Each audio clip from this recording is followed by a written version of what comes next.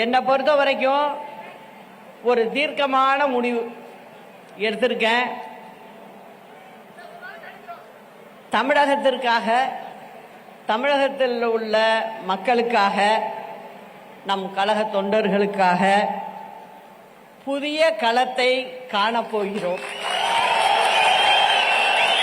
ஒரு புதிய கட்சியை ஆரம்பிக்க போகிறோம்.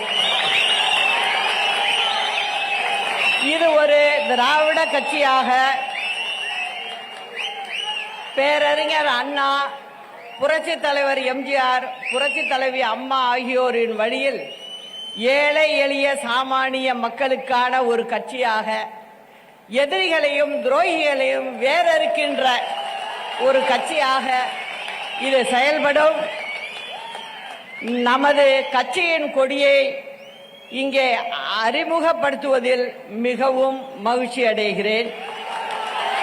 இதை கருப்பு, வெள்ளை, சிவப்பு வண்ணத்தில் பேரறிஞர் அண்ணா, புரட்சி தலைவர் எம்ஜிஆர், புரட்சி தலைவி அம்மா ஆகியோரின் உருவத்தை தாங்கி நிற்கின்ற ஒரு கொடியாக பட்டொளி வீசி பறக்கும்.